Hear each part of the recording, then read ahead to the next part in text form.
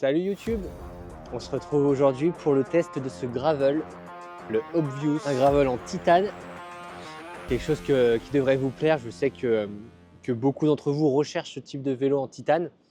Donc aujourd'hui, c'est l'occasion de vous présenter cette nouvelle marque qui arrive sur le marché, et le marché français, puisqu'il s'agit d'une marque française. Avant de rentrer en détail dans le comportement, les périphériques de ce vélo, je vais m'attarder quand même un petit peu avant sur, pas nécessairement l'histoire ou la jeunesse de la marque, mais plutôt ma relation avec Damien, le créateur d'Obvious, car c'est quand même pour moi quelque chose d'important.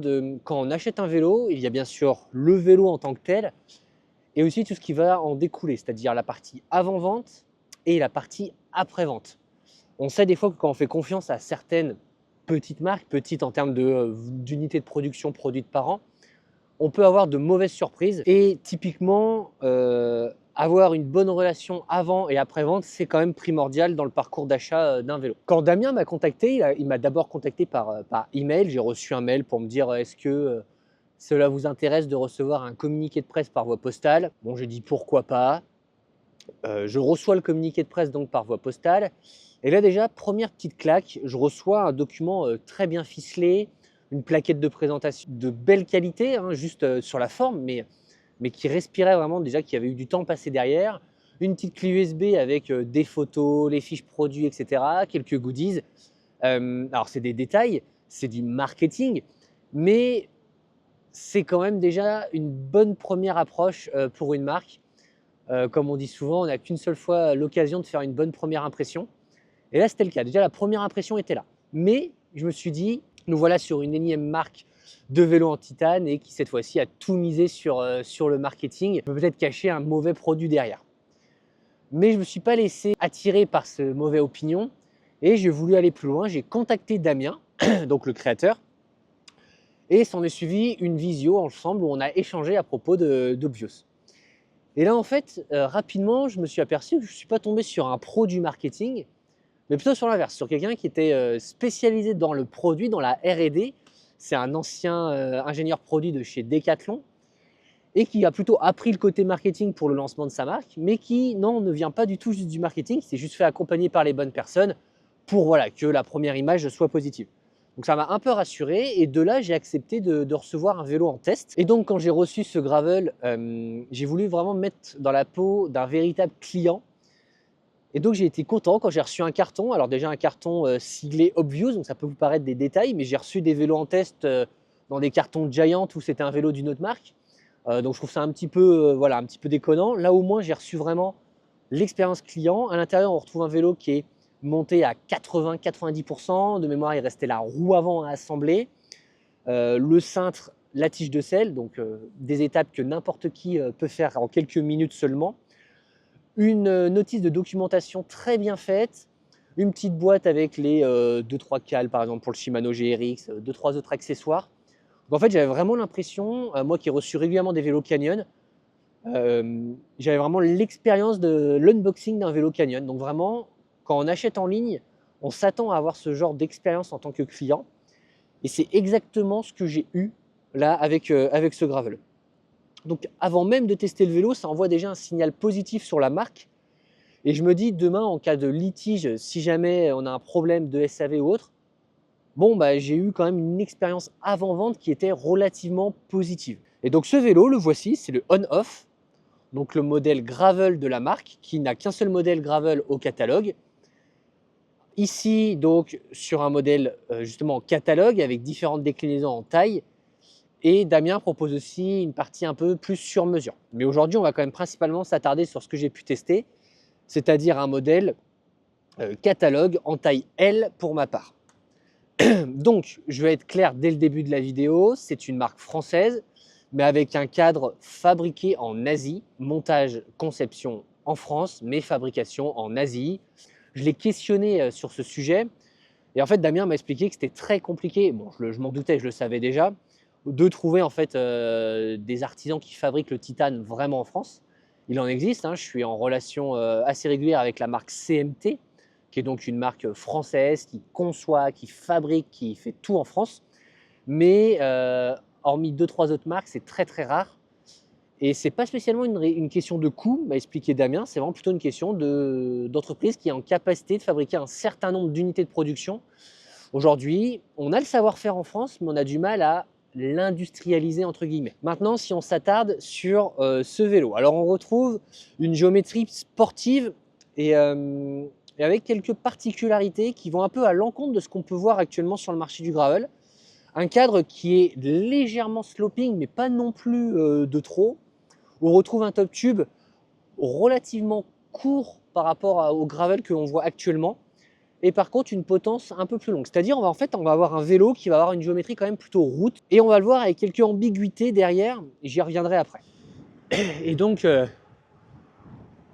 petite chose qu'il faut évoquer sur ce vélo, c'est vu qu'il a un empattement pas si long que ça. Je vous le mets là en description. Il a aussi un angle de fourche ouvert, mais qui pourrait peut-être l'être un tout petit peu plus. C'est-à-dire, il y a ce qu'on appelle le toe overlap.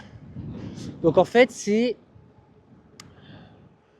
grosso modo la distance entre votre boîtier de pédalier et l'axe de roue avant, et qui du coup se traduit quand vous avez le pied clipsé, est-ce que vous touchez votre pneu ou autre.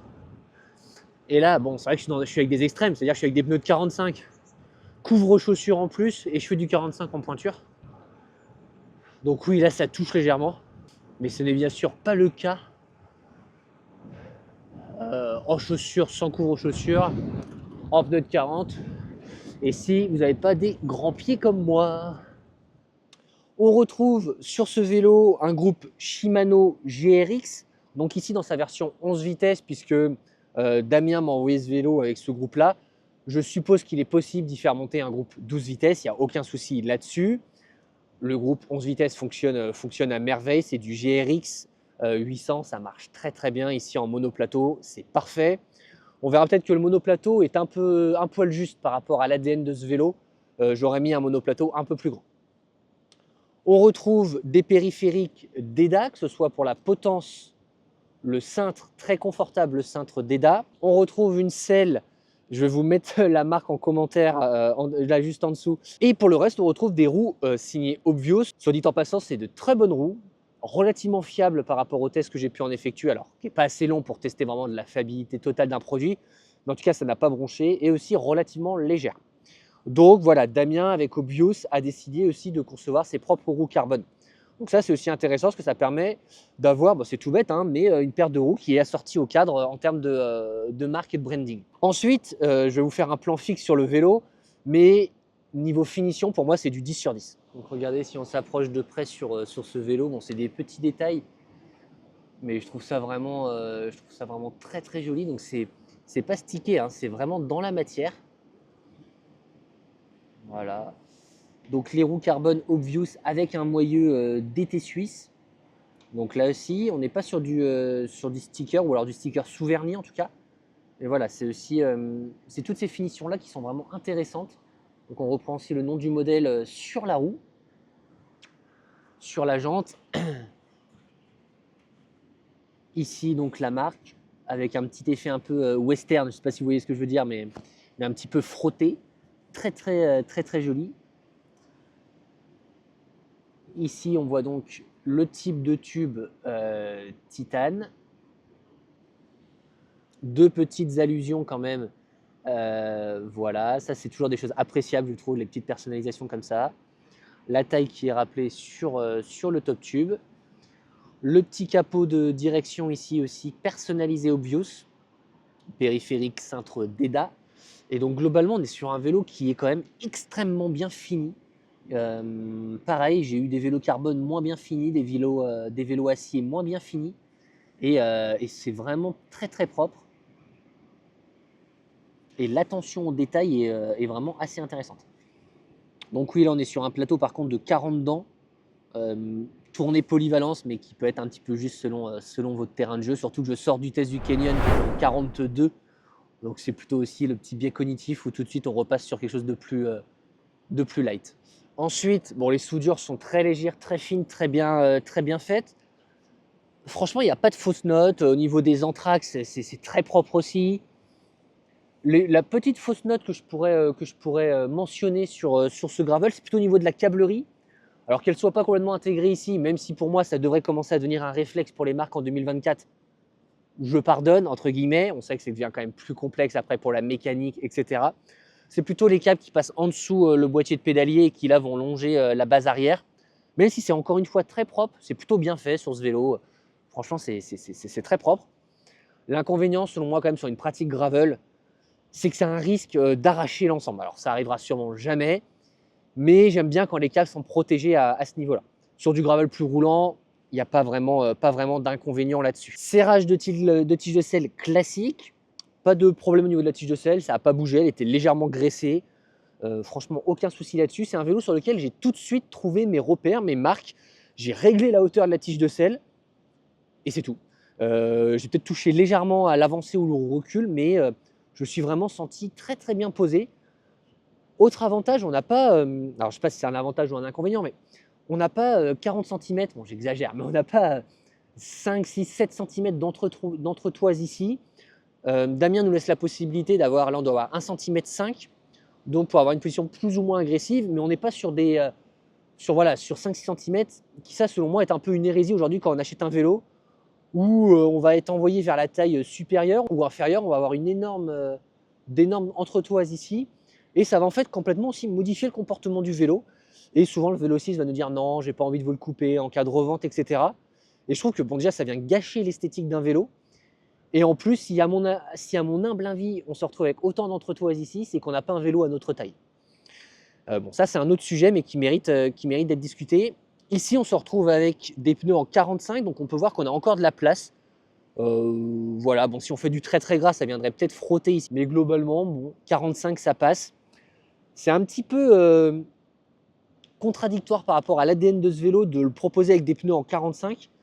Mais en fait, ce que j'ai remarqué, c'est que quand on teste un vélo issu de marques, de plus petites marques, on a plutôt des montages qui vont représenter l'ADN du créateur de la marque.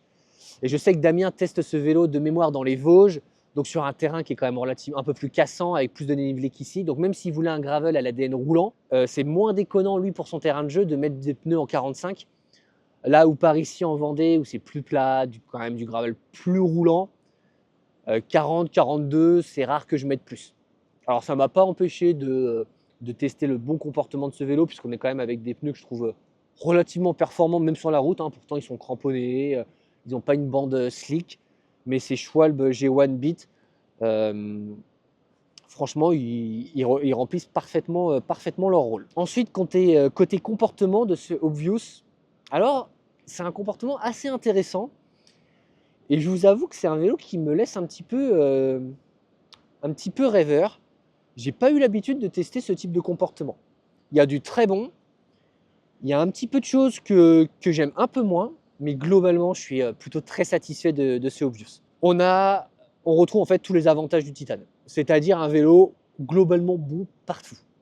Très confortable, relativement dynamique, relativement léger. On est ici à 8,8 kg. Je l'ai pesé moi-même. La marque annonce 8,7 kg. Je l'ai pesé à 8,8 kg, donc avec une marge d'erreur de plus ou moins 100 grammes. On est globalement là, donc sans pédale bien sûr. C'est relativement léger quand même pour un gravel. Mon ancien Trek Checkpoint en carbone était plus lourd. Donc le poids ne fait pas tout, on y reviendra d'ailleurs après. Mais on est quand même sur un vélo, le truc qui veut rien dire. Je sous-pèse, vous savez, comme quand on est dans un salon. Alors il pèse combien votre vélo? Ah ouais, franchement c'est léger, ouais, franchement magnifique. Non, blague à part, vélo relativement léger, ça se ressent sur le comportement. C'est-à-dire c'est surtout couplé avec ces roues carbone, on a quand même un ensemble relativement léger, et sur du roulant ou sur du bitume, c'est très appréciable. Ça l'est peut-être un peu moins sur du plus technique, parce que je trouve que l'avant du vélo est joueur, très joueur, et peut-être même parfois un peu trop joueur. Alors j'ai demandé à Damien le poids de la fourche carbone, je vais vous la mettre juste ici en dessous, que je trouve relativement légère, et ce qui fait que j'ai un vélo pas qui flotte, mais peut-être un peu trop léger sur certains endroits. Surtout qu'avec le Titan, on sait qu'on a un peu moins de rigidité au niveau du boîtier de pédalier. C'est-à-dire que là, on a une rigidité du coup un peu accrue sur l'arrière et de la légèreté rigidité sur l'avant. Ce qui fait un comportement un peu étonnant, appréciable, mais un peu étonnant, que j'ai appris à savourer sur les quelques sorties que j'ai pu faire avec ce vélo. Mais donc globalement, on a un vélo qui vire bien. En plus, je suis un peu gonflé. Alors, je suis en configuration tubeless, ça c'est chouette. C'est-à-dire que j'ai reçu le vélo déjà avec du liquide préventif.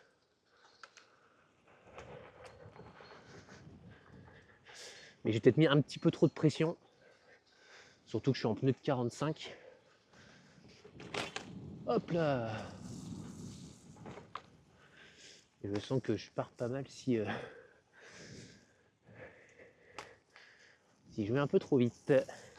Donc un vélo qui est assez agile hein, sur les chemins. Bon là on est sur un chemin très roulant, comme vous pouvez le voir.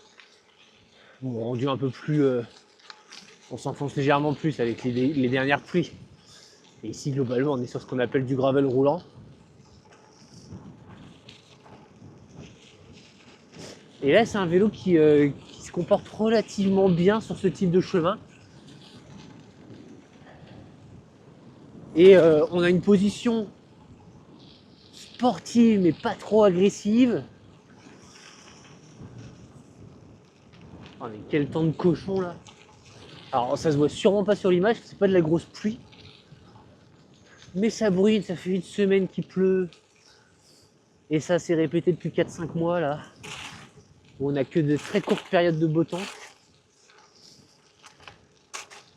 Et je me rappelle, ça faisait bien 4-5 ans qu'au moins une fois en février, je mettais le cuissard court. Là, je crois que cette année, c'est râpé. Ou alors il va falloir que les derniers jours de février soient relativement beaux. Alors si un jour vous avez la chance de venir faire du vélo en Vendée, franchement, emmenez le gravel parce que c'est vraiment un terrain de jeu infini ou presque. On a une multitude de chemins et ce quasiment n'importe où dans le département. Bon, l'endroit où on s'ennuie peut-être un petit peu plus, ça va être le sud-sud. Mais sinon, on a vraiment une terre qui est d'une richesse pour le gravel. Voilà, la Vendée, c'est vraiment le département qui est fait pour ce type de vélo. Et vous voyez, il y a ce type de chemin où on croise personne. Voilà, aujourd'hui, c'est un petit peu normal de croiser personne. Même si je crois que c'est les vacances scolaires. Mais on va surtout croiser personne parce que il fait extrêmement moche. Alors, est-ce que j'ai pris un chemin? Et voilà, j'ai pris un chemin privé. Les joies du gravel. D'où l'intérêt des fois de suivre les petits panneaux qui sont rarement inutiles. J'ai pris beaucoup de plaisir au guidon de ce Obvious Bike. Alors globalement, c'est le cas de beaucoup de vélos. Et c'est vrai que j'ai la chance, alors que ce soit de l'entrée de gamme, du haut de gamme, de tester globalement des vélos qui me donnent la banane. Alors j'ai toujours des préférences, des vélos qui correspondent plus à ma pratique. Et ceux qui me correspondent pas spécialement, c'est en aucun cas des mauvais vélos. Et on a quand même la chance d'avoir un marché assez riche. Alors, ce qui fait qu'on perd beaucoup le consommateur, le débutant, le néo-pratiquant.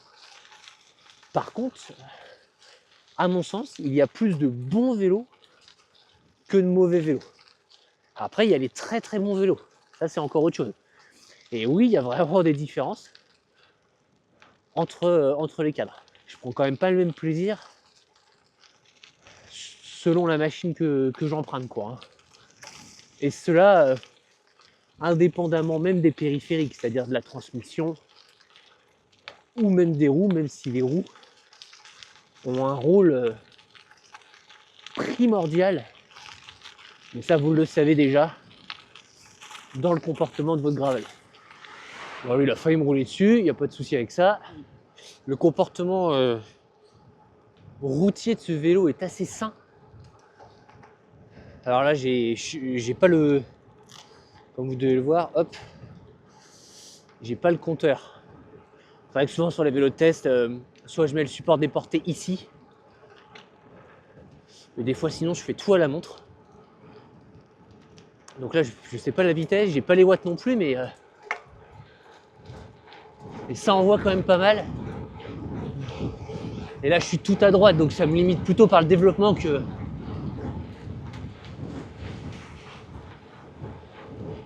que par le vélo en lui-même, quoi. Mais en pneu de 45,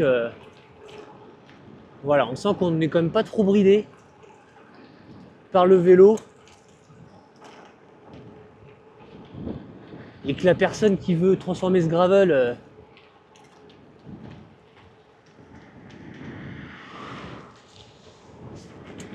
avec 2 paires de roues, une paire route et une paire gravel, bon bah il peut amplement et il prendra beaucoup de plaisir avec. Là vous avez vu, hein, je prends pas des chemins gras, hein. Je prends juste des chemins habituellement plutôt propres, mais même eux ils en peuvent plus. Mais là, hors de question d'aller m'aventurer dans du gras. Même si là, on est quand même pas trop mal. Damien, si tu vois cette vidéo, je laverai le vélo avant de te le renvoyer. Tu peux compter sur moi. Voilà, ça gratouille de partout. Oh là là là là là là.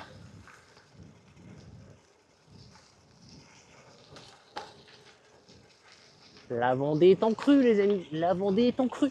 Et c'est là l'intérêt d'avoir, selon moi, alors là j'ai des couvre-chaussures. Alors, oh punaise, on voit pas la profondeur, ça c'est un peu piège. Alors là j'ai des couvre-chaussures. Et comme vous le savez, en gravel, je trouve l'intérêt plus que limité. Ça se déchire, c'est pas fait pour quoi. Ou alors faudrait en acheter en sachant qu'ils feront qu'une saison, mais là du coup notre rôle de consommateur est un petit peu mis à mal. Par contre, c'est vrai que si on a des couvre-chaussures qui remontent très haut, bah, c'est appréciable parce que vous voyez, j'ai un cuissard long, donc c'est le Poly qu'on a testé il y a plus de 2 ans maintenant sur le site, qui est génial. Alors il y a quelques défauts, mais qui est globalement très génial. C'est absolument pas français, mais vous avez compris. Mais par contre, il n'a pas de revêtement, vous savez, type Gore-Tex sur l'avant des tibias. Et quand on n'a pas de garde-boue en gravel sur l'avant, bah, je trouve que avoir les tibias trempés quand il fait 6-7 degrés, c'est pas le truc le plus agréable du monde, quoi.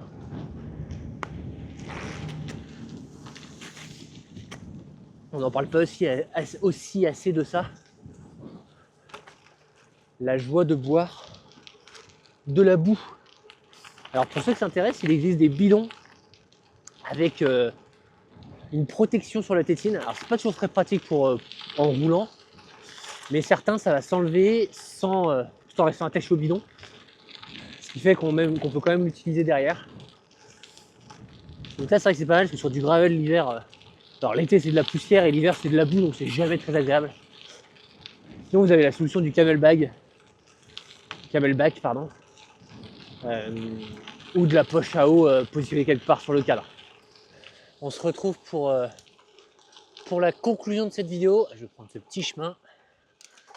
Alors, que dire sur ce Obvious? Comme je l'ai dit en introduction, il y a du bon et du moins bon sur ce gravel en titane. Mais le bon surpasse assez largement le moins bon. Et pour une V1, pour un lancement de marque, c'est vraiment hyper prometteur. Les points positifs, c'est la géométrie. Si vous recherchez, alors on va pas appeler ça un gravel race, mais un gravel sportif, mais pas trop exigeant non plus dans sa géométrie, ce modèle est parfait. Comme je l'ai dit tout à l'heure, je me suis vraiment senti extrêmement bien posé dessus et cela très rapidement. Je peux prendre une position aéro comme une position plus souple tout en étant relativement confortable. Donc ça c'est vraiment chouette et c'est déjà important de se sentir bien sur un vélo. Alors c'est très personnel, peut-être que c'est pile poil la taille qu'il me faut sans rentrer dans du sur-mesure. Mais alors pour être tout à fait transparent, j'ai pas fait des sorties de 5-6 heures avec ce vélo. Là on est l'hiver. Même si j'ai fait un petit bikepacking, c'était pas avec ce vélo là il y a quelques semaines. Mais ça ne m'a pas empêché de faire des sorties quand même de 2-3 heures, donc qui permettent de juger quand même le niveau de confort d'un vélo. Et en tout cas, l'absorption des chocs, ça, on n'a pas besoin d'attendre 3 heures. On s'en rend compte tout de suite. Et avec le couple roue carbone, pneu de 45, cadre titane, là-dessus en tout cas, on est très bien. Ensuite, niveau finition, on l'a vu aussi, ce vélo est, je trouve, plutôt très bien fini. Vous pourrez retrouver le test complet sur le site gravelpassion.fr en description, où on met des photos, voilà, où vous pourrez voir vraiment plus de visuels qu'en vidéo. Et ça pourrait vous permettre de vous rendre compte des détails sur ce vélo qui sont vraiment plutôt jolis. Alors c'est uniquement esthétique, mais c'est intéressant. Ensuite, niveau montage. Là aussi, c'est plutôt cohérent. Même si à titre personnel, je n'aurais par exemple peut-être pas mis des pneus en 45 mm. Mais comme je l'ai dit tout à l'heure, c'est vraiment adapté en fonction de votre terrain de jeu. Et le plateau que je trouve aussi un peu juste ici. Mais là encore, c'est vraiment à adapter selon votre terrain de jeu. Mais le cintre est vraiment appréciable, le cintre d'Eda. Bon, la potence est, elle est somme toute classique. La tige de selle, qui a l'air aussi très classique, ne me paraît pas inconfortable ou confortable. Plutôt standard, je dirais. Et pour ce qui est de la transmission, le groupe GRX n'a plus à faire ses preuves. Alors c'est vrai que je ne vous ai même pas encore parlé du prix. Il aura fallu attendre 25 minutes de vidéo pour aborder cette question. Vous avez vu, j'apprends vite les codes des youtubeurs de Micel. Big up Louis si tu regardes cette vidéo. Mais ce vélo dans cette configuration là, donc pour rappel avec transmission mécanique GRX 800, roue carbone, le vélo est vendu de mémoire à 5 300 €. Donc oui, c'est un budget. Est-ce que c'est le meilleur rapport composant-prix? Non, mais je vous dirais dans ce cas-là, ne vous orientez pas nécessairement vers du titane. Je pense que le prix ne peut pas non plus être exceptionnel dans le sens où, par rapport à l'échelle de l'entreprise, il ne peut pas y avoir d'économie d'échelle justement. Donc en partant de ce postulat-là, si vous recherchez le meilleur rapport composant-prix, c'est sûr que ça ne peut pas jouer dans la même cour qu'avec par exemple le Canyon Grel que j'ai précédemment testé. Mais je pense qu'on achète un titane pour autre chose que juste le prix. Et ce autre chose, Obvious l'a bien cerné et l'a bien compris. Niveau comportement, ce gravel, je l'ai aussi apprécié. Peut-être la troisième fois que je le rappelle dans cette vidéo, mais je l'ai aussi apprécié pour son côté versatile. Où franchement, sur du gravel, je me suis jamais senti freiné par le cadre. J'ai toujours été en confort, en aisance. Et c'est donc un vélo qui, pour moi, répond à la polyvalence que l'on recherche en gravel. Le seul défaut que je pourrais attribuer sur ce vélo, il n'est pas vraiment au niveau du comportement, même s'il va vous falloir quelques sorties pour vous y habituer, notamment si vous n'êtes pas habitué au cadre en titane et aux points de rigidité qui sont un petit peu posés différemment, qui sont conçus différemment de ce que l'on peut voir sur du carbone par exemple. Bon, pour moi, le petit défaut de ce vélo, c'est le manque de fixation. Parce que sa géométrie, même si elle est sportive, ne nous empêche en aucun cas d'aller nous amuser quelques jours en bikepacking. Mais ce qui va, pas nous en priver, parce que tout est possible, mais ce qui va un petit peu freiner notre élan, c'est le manque de points de fixation. Alors Damien propose le même vélo avec une fourche, toujours en carbone, mais avec point de fixation. Mais donc ça, c'est une bonne option, même si, en toute franchise, sur un vélo en titane, on pourrait l'inclure d'origine. C'est pas les quelques grammes que ça ajoute qui viendront changer le comportement du vélo. Mais il manque surtout des fixations. Rien que, par exemple, pour les garde-boue, des fixations top tube, des fixations sous le tube diagonal aussi. Et c'est là, selon moi, le petit défaut de ce vélo. Alors c'est vraiment léger, mais j'espère que dans une V2, il y aura ces petits points d'accroche. Alors même si le titane, c'est pas le carbone, ça va aussi s'abîmer moins vite. Niveau 4, donc tout ce qui est sangle, etc., c'est peut-être un peu moins grave. Et si ça s'abîme, c'est aussi facilement récupérable. Mais voilà, j'aurais quand même apprécié ces quelques points de fixation. Donc globalement, on a quand même toutes les promesses réunies d'un cadre en titane avec peu d'inconvénients. Et j'ai vraiment apprécié la noblesse de la matière. Alors ça, c'est le titane en règle générale, hein, ça va pas être propre à Obvious. Mais franchement, ouais, je trouve que ça a quelque chose. Ça a vraiment quelque chose de particulier, le titane. C'est pas le vélo le plus performant que j'ai testé. C'est peut-être quand même dans le top 2, top 3 des vélos les plus confortables. Mais on a vraiment un ratio, un rapport confort, dynamisme, rigidité, poids, polyvalence assez impressionnant et qui caractérise vraiment le titane. Là où sur de la route compétition, ça manquerait de rigidité. Là où sur de la route endurance, ça serait complètement en adéquation. Sur du gravel polyvalent, c'est aussi complètement en adéquation. Donc franchement, très agréablement surpris par ce gravel Obvious.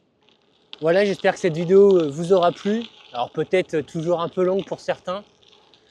Mais voilà, sur YouTube, j'ai vraiment envie de prendre le temps d'expliquer ce que je ressens quand je teste du matériel ou quand j'ai un sujet à approfondir. Si c'est trop long pour vous, vous pouvez opter pour les formats courts. Je décline ces vidéos en format short, comme on dit, sur les différents réseaux. Mais voilà. En tout cas, si vous avez été jusqu'au bout de cette vidéo, merci beaucoup. N'oubliez pas, nous avons un petit jeu concours jusqu'au 15 mars avant le tirage au sort pour remporter un maillot gravelpassion.fr. Tout est dans la description. D'ici là, n'oubliez pas de vous abonner.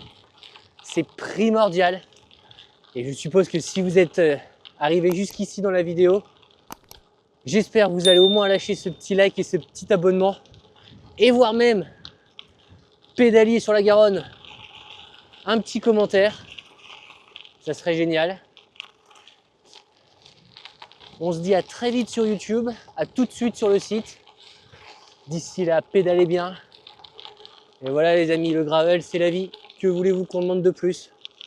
De la nature, du vélo. On peut pas rêver mieux. Allez, ciao la team!